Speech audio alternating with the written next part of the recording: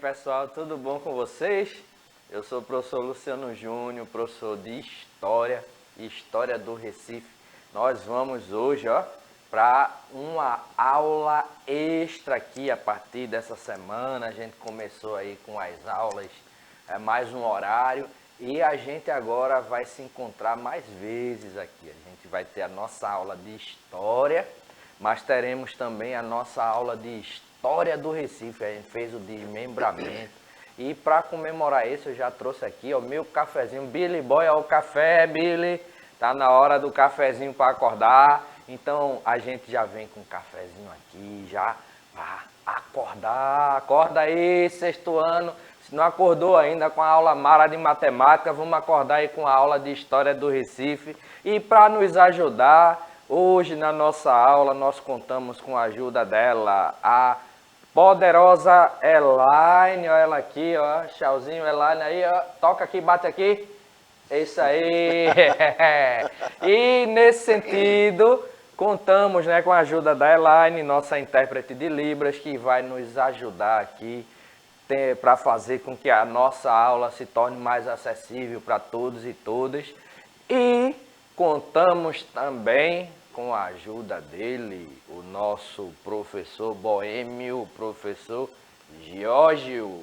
E aí, professor? Boêmia, aqui me tens de regresso. Ai, Bom dia, gente bonita do sexto ano. Estou aqui no chat, qualquer coisa, manda aqui, tá? O professor Luciano vai falar sobre lá o aplicativo, que ainda não tem, para baixar aí no aplicativo. Bota aí, Billy Paul. Bota aqui, Billy Paul, aqui, ó, aqui na mãozinha aí, aqui, ó. QR Code. Aí você tem, se você não tem ainda baixado o aplicativo, vai lá na sua loja de aplicativo, do iOS ou Android, baixa o aplicativo, tá? E lá você vai assistir todas as aulas, né? Acho que já passaram, acho que virão, se você não puder vir ao vivo, né? Tá? Pode interagir conosco, fazer perguntas. Eu gosto sempre de dizer aqui que quem coloca aqui o nome aqui, ó, mandando um recadinho, eu digo o nome, eu digo a escola. É isso aí. Ao vivo e a cores. Aparece viu? aí. Mas vamos lá que a gente hoje vai falar de um assunto massa, um assunto de quando a gente era bem pequenininho, né? Miudinho, né? Miudinho, Miudinho, a gente era novinho, na época que Maurício de Nassau andou por aqui pelo Recife, viu? É verdade. Chego já. Então, ó, professor Giorgio tá ali no chat, ali, ó, aguardando ansioso a participação de vocês. Então, se você não baixou o aplicativo ainda, não continua se abestalhando, certo? Aponta o celular para o QR Code, faz o download do aplicativo, que você pode acompanhar as aulas. Aí, ó, Billy Paul, nosso produtor, certo? Porque por detrás das câmeras está lá o Billy e a Dalila, né? Estão. Billy e Dalila, né? Fazendo aí a todos os paranauês, né? Tecnológicos. Dalila ali, ó, já tá fazendo um brinde com café. Cafézinho. Café é vida. Billy também aí, ó. Vou até pegar aqui, sai um instantinho. Fui. E ó, voltou. ó o brinde. É isso aí, brindemos. E nesse sentido agora eu retorno e a gente vai para a nossa aula de História do Recife. Vamos começar aqui. Hoje eu vou começar de forma diferente. A gente trouxe uma frase do grande educador Paulo Freire, né, o patrono da nossa educação nacional. E a gente trouxe uma frase dele. É isso aí, Billy ampliou. Não há saber mais ou saber menos, há saberes diferentes, né?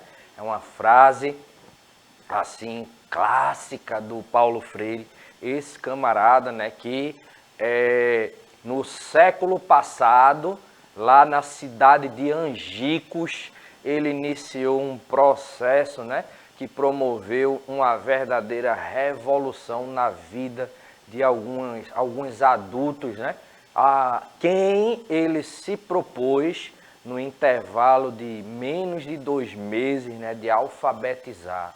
E Paulo Freire, ele promoveu essa revolução na vida dessas pessoas. E aí ele está dizendo para você o seguinte, ó, não há saber mais ou saber menos, há saberes diferentes.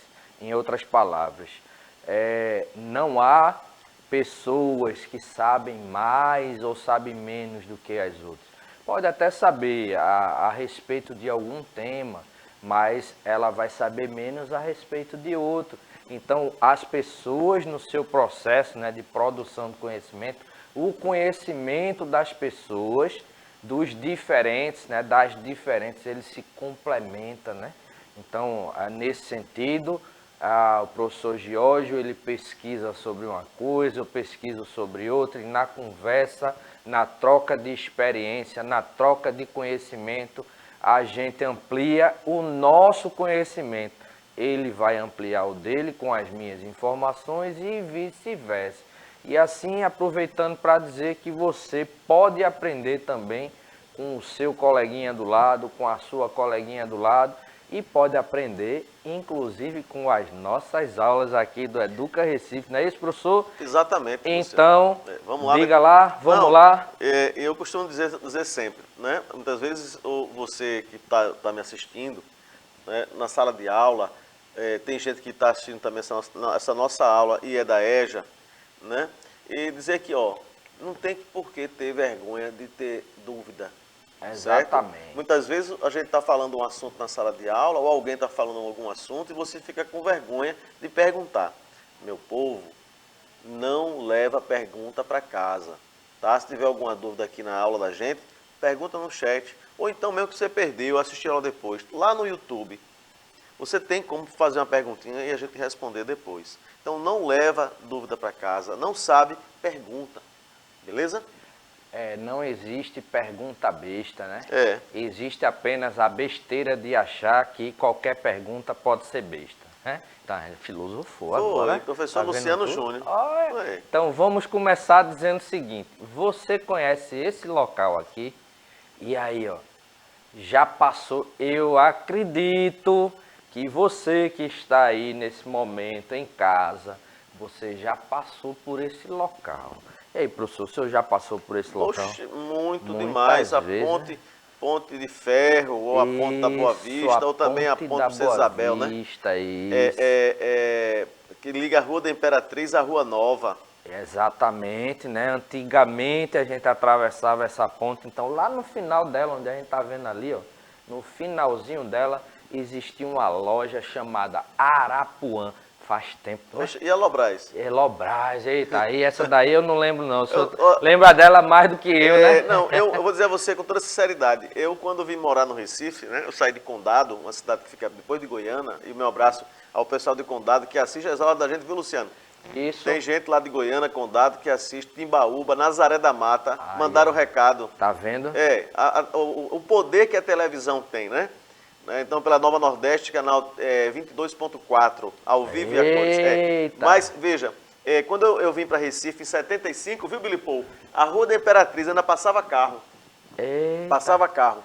Tem uma banca de revista hoje, lá em frente a uma escola que tem de informática e de línguas da Prefeitura do Recife, na Rua da Imperatriz. Eu sei. De esquina, que era o Bandep, hoje é o Santander. Certo? Naquela época ainda já era o Bandep. Passava carro. Depois a rua ficou de lazer, aí tinha lojas, olha, a Girafa, dona da moda, ó. A Pernambucanas. Pernambucanas também já na é Rua da nova. Imperatriz, Pernambucanas é mais já nova. É nova. Não é rua nova, é uma loja nova. É porque você é novinho. Eu já sou mais antigo. Um pouquinho só, né? Só um pouquinho, eu nasci em 1914. Certo, então vejam só, aqui está o mapa que a gente colocou.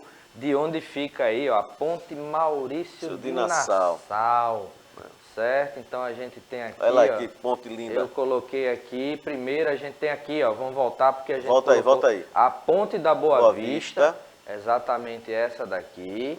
Aí agora a gente tem, ó, o local onde fica a Ponte da Boa Vista, certo? Então, fazendo a ligação exatamente, ó, Rua da Imperatriz com Rua Nova.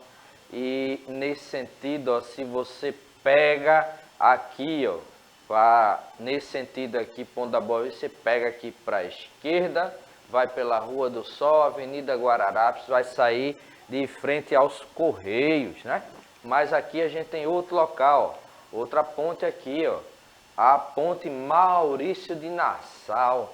Essa ponte aqui, ó, tem duas estátuas bonitas aqui, ó, e essa ponte ela vem de lá do Recife Antigo, ó. E ela aqui, ó, na verdade a gente Buarque tem de Macedo, aqui, né? Não, Avenida... deixa só eu lembrar esqueci aqui o nome da que a gente avenida. tem um mapa. Ponto Maurício de Nassau. É isso aí, mesmo, pronto, ó, veja. Essa imagem aqui, ó, tá aqui no fundo, aqui em amarelo, ó, Eu passo Alfândega. é o Paço Alfândega. Do lado a gente tinha a antiga Livraria Cultura, que agora é Livraria Jaqueira. Então, olha, e para cá, se a gente segue para a esquerda aqui, a gente vai sair na Prefeitura do Recife. Lá depois daquele último prédiozinho, já pegando a pontinha dele, lá no finalzinho, depois do lustre lá, daí a Justiça Federal, Isso. o outro prédio lá, isso. Já é o TRT junto com a prefeitura. Exatamente. Então, por que aqui, ó, o mapa, né? Tudo isso está lá no Google Maps, né? Então, observa, veja, eu voltei aqui, ó, ponto Maurício Nassau, seguir em frente vai sair onde? Marco Zero, certo? Vai sair no Marco Zero, e o Marco Zero, né, a curiosidade aí, é daqui que são medidas todas as distâncias do estado de Pernambuco. Então, quando você diz a distância entre Recife e Caruaru é de 120 quilômetros. Caruaru? Caruaru. 122, dá 128. Não, 130, né? Pronto, 102 a 130 vai arengar por quilômetros. isso, não. É mais ou menos isso, porque depende do local de Recife, de onde você sai. De lá da minha casa, lá no bairro da Várzea, dá 120 quilômetros. É a distância para João Pessoa também. Então, você saindo daqui, ó, seguindo em frente aqui é o Marco Zero. Tem uma então, rodinha. Daqui, exatamente, tem um marco. Uma rodinha de disco, bronze de aqui, bronze. ó, que mostra, deste local partem todas as distâncias de Pernambuco. Então, quando você calcula, por exemplo, a distância entre Recife e Caruaru, você começa a medir dali. Quando você calcula a distância entre Recife e Maceió, calcula a partir daqui. Então, por que a gente está colocando tudo isso? Aqui tem mais uma vista exatamente da ponte Maurício de Nassau, ok? Por que a gente está colocando isso? A gente já colocou aqui, né? A gente tem a ponte Maurício de Nassau, ela foi a primeira ponte de grande porte do Brasil. Aí veja, a primeira ponte de grande porte, né, do Brasil foi construída aqui em Recife. Então a gente tem, ó, aqui essa curiosidade aí para vocês. Então, o que é que a gente tem? Eita, voltou demais, Dalila. Dá uma passada aqui. Eita, o negócio endoidou aqui, ó. Deixa eu voltar aqui. Produção, faz um favor aí, Dalilinha, troca aí o local do interruptor. Passa para cá para mim, enquanto ajeita aí, então, eu vou comentando aqui um pouquinho. O professor Giorgio tem um detalhe aí. E aí, enquanto resolve aí essa bronca técnica, lembrar vocês o seguinte, veja, o Luciano já deve ter falado numa aula anterior sobre a chegada dos holandeses, né? Que a chegada é de 1630.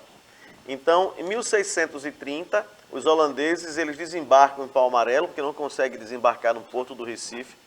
E aí, eles o que é que fazem? Eles vão até Pau Amarelo, né, onde hoje está aquele forte Pau Amarelo, Forte Nossa Senhora das Neves. E lá, eles começam a conquistar o território, né? Então, passam aí 7 anos, ó, chegando somente em Olinda em 1637. Nesse período aí, por exemplo, tem um tema aí bem curioso, intrigante, né, que acho que a história precisa resgatar, Luciano, que é a história de Calabar. Isso. Né? Já falou, já passou dessa parte? Não falei nele, que é a invasão, a chegada. Então, Calabar, ele era um descendente de escravos africanos, sabe? Tinha uma pequena propriedadezinha, um sítiozinho, e aí lutou com os portugueses, né? E lógico, aí os recifenses, pernambucanos, contra os holandeses. Foi ferido em combate. Né? Foi ferido em combate, deixaram lá naquela confusão, o cara caído no chão, ficou para morrer. Os holandeses conquistaram esse espaço e ele, como estava vivo, os holandeses, vê bem, cuidou dele, né? Cuidou dele, e aí o que é que ele fez? Se eu era escravo, lutei pelos portugueses, fui deixado para morrer no campo de batalha, os holandeses me cuidaram, eu vou fazer o quê? Eu não tenho um amor assim, né? ele não tinha naquela época. Então, o que ele fez? Ele passou a ajudar os holandeses Desiste. na ocupação do território. Até chegar em Olinda, em 1637, né, que é a ocupação. E aí, depois ele foi preso, foi capturado pelos portugueses, foi condenado à morte por traição. Aí eu pergunto, ora, se o cara era um ex-escravo português, né, do sistema colonial escravista português, conseguiu, por algum momento, a sua liberdade, um sítiozinho, trabalhou, veio a guerra contra os holandeses. Ele lutou, porque algumas vezes você era obrigado a lutar numa batalha que não era sua. Não é porque ele estava muito bem lá. Foi lutar contra os holandeses, a favor dos portugueses. Foi ferido no campo de batalha, foi deixado para morrer, o inimigo vai e cuida do cara, e o cara vai fazer o quê? Ajudar. Né? Então, são alguns fatos na história que muitas vezes a gente tem que resgatar e analisar o contexto, né? O contexto. Como Tiradentes também, né? Foi colocado como traidor de Portugal, né? Porque foi um dos únicos, né? Só dois mesmo foram condenados na Conferência Mineira, mas é outro assunto. E nesse sentido a gente viu na aula passada, né, como se deu o processo de ocupação holandesa, né, em Recife, no caso no Brasil. E hoje a gente vai falar um pouquinho, no restinho aqui da nossa aula, sobre o governo de Maurício de Nassau.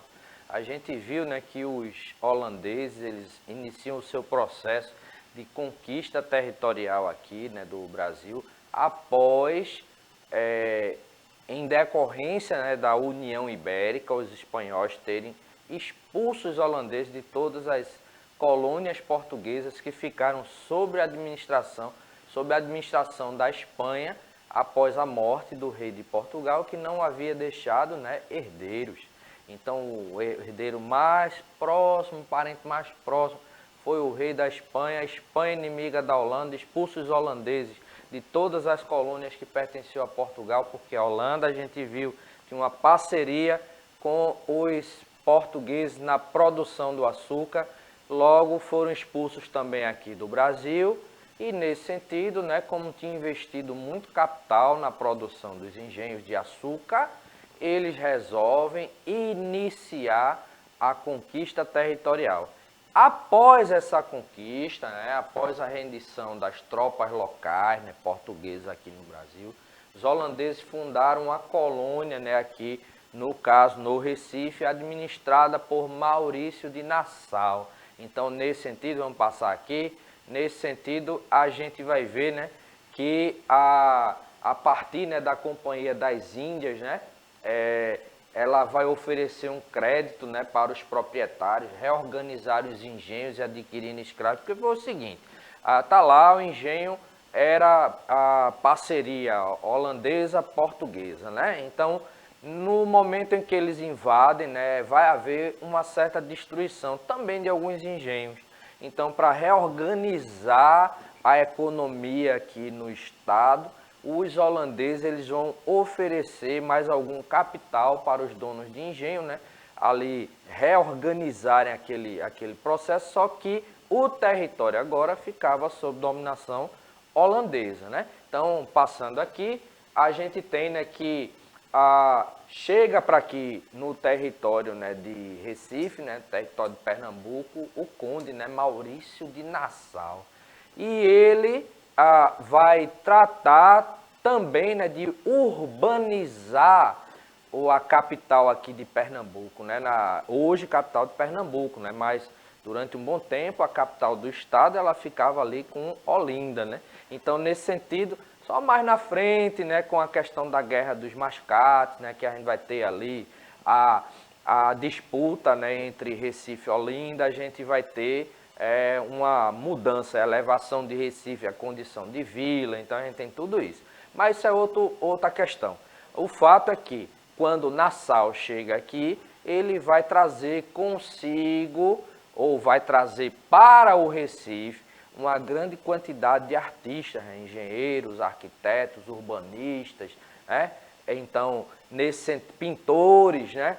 Então, nesse sentido, ele vai urbanizar, né? Ele vai trabalhar ali urbanizando o território de Recife. Então, a gente vai ter a construção de alguns locais que inclusive hoje são bairros, né, do Recife. Então a gente tem toda aquela parte ali ligada ao Recife Antigo, né, que vai até o bairro de São José. Tudo isso teve uma influência muito grande aí da administração de Nassau, não foi, professor? E uma curiosidade que muitas vezes alguns historiadores e às vezes algumas pessoas perguntam se o Brasil tivesse sido colonizado pelos holandeses, teria sido melhor? Ó, gente, pensar uma coisa. Só para você ter uma ideia, o período holandês no Brasil é de 1630 a 1654, 55, né? Aquela assinatura do tratado, da rendição e tal. Então, você tem aí 25 anos, vamos dizer, 25 anos. O governo de Maurício de Nassau foi de 1630, de 37 a 42, isso, por aí. Então, somente nesse período, que é o chamado período nassauviano, tá? É que a capitania, o Brasil holandês e Recife se desenvolveu, certo? Depois disso, antes foi invasão e guerra, e depois de Nassau, de novo, expulsão, guerra de expulsão dos holandeses, né? Então, nós não vamos pensar que teria sido melhor, não. Quando se fala em exploração, em colônia, se fala em exploração, tá bom? Agora, existem exceções.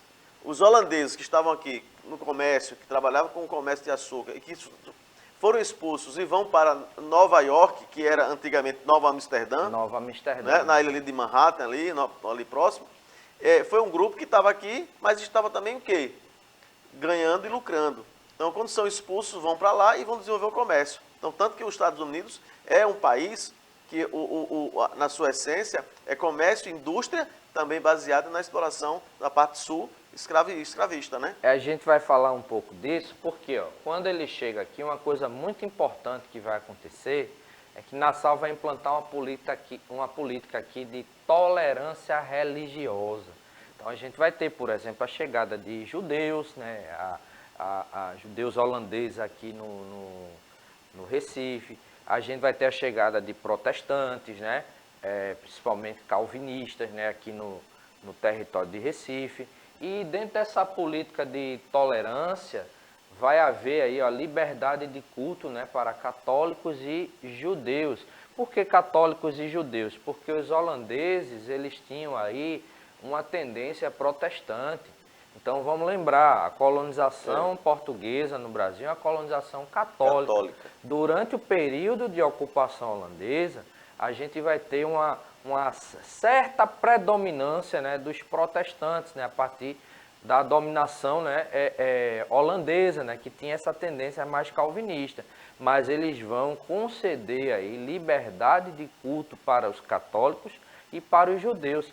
E é nesse período, por exemplo, passa aí por favor, Dalilinha, que a gente vai ter aqui ó, a construção da sinagoga, né, Carrauzu Israel. Fica ali na Rua do Bom Jesus, no Recife Antigo, bairro do Recife, né? Quando a gente fala, gente, Recife Antigo, estamos falando aquilo que seria o bairro do Recife, certo? Propriamente dito, né? Porque a gente tem toda aquela região ali ligada ali ao Marco Zero, mas próximo a gente tem os bairros, né, de São José, certo? A gente tem, quando a gente passa... Por quê? Vamos lembrar o seguinte, Santo Amaro, né? O próprio bairro de Santo Antônio, né? Aquela região toda ali. Isso, então a gente tem o seguinte, quando a gente observa, né, essas pontes que foram construídas, é porque todas aquelas regiões, né, que são ligadas por essas pontes, são ilhas cercadas ali pelo rio Capibaribe, né? Não é à toa, né, que a cidade de Recife ela é chamada de Veneza brasileira, porque ela é cortada, né, em vários locais pelo rio, né, o rio Capibaribe, rio Beberibe. Então, nesse sentido, a região do bairro de São José, por exemplo, a gente tem uma ilha, região de Santo Antônio, né, outro território. Então, nesse sentido, a gente tem aqui ó, tudo isso ligado por pontes, e essas pontes foram feitas exatamente para que aqueles locais dessas ilhas fossem urbanizados, né, fazer a ligação com o continente propriamente dito. Então a gente tem a construção da sinagoga que, se você não sabe, né, sinagoga o que é um templo judaico, né, um templo, né, de culto, né, para os judeus, né, como a gente tem as igrejas, né, para os católicos e para os protestantes, né, as mesquitas, né, para os muçulmanos, os terreiros, né, para o pessoal de religião de matriz africana, né? Então a gente tem esses locais considerados sagrados, né, locais de culto, né? Então nesse sentido, essa sinagoga é a primeira sinagoga judaica na América. Então tá aqui também em Pernambuco, aqui em Recife, na Rua do Bom Jesus. Então vamos passar aqui. Aqui ó, a gente trouxe algum, e com isso a gente vai conduzir para fechar a nossa aula. Detalhe que a gente vai continuar trabalhando isso a partir das próximas aulas. Não se preocupem, né? Então a sinagoga Caauzu Israel, né? Em hebraico, né, Rocha de Israel, uma sinagoga localizada na cidade do Recife, estado de Pernambuco, Rua do Bom Jesus. Vamos passar aqui. Então, as instalações compreendem hoje o Arquivo Histórico Judaico de Pernambuco, no bairro do Recife, Centro Histórico da cidade. E eu coloquei aqui, ó, foi a primeira sinagoga das Américas. Então, a gente vai ver, né, que a partir da chegada de Nassau, a gente vai ter uma série de medidas, né, que vão ser tomadas. Urbanização da cidade, construção de algumas dessas pontes que a gente hoje ainda tem em nosso território, certo? A questão da política de tolerância religiosa, a questão, né, da chegada aqui da primeira sinagoga das Américas. Então, gente, temos mais detalhes para falar sobre essas questões, mas como o nosso tempo esgotou, é engraçado, né? A gente gosta tanto de história que o tempo no instante passa, né? Então, na próxima aula, a gente continua. Chega, Elaine, chega batendo aqui. Tchau, tchau. Valeu, Elaine. E é isso, professor. Vamos lá? Vamos lá. Tchau, Luciano. Tchau, pessoal. Um abraço para vocês. E é isso, gente. Terminamos aqui a nossa aula. Tchau, tchau para vocês. E agora eu fui.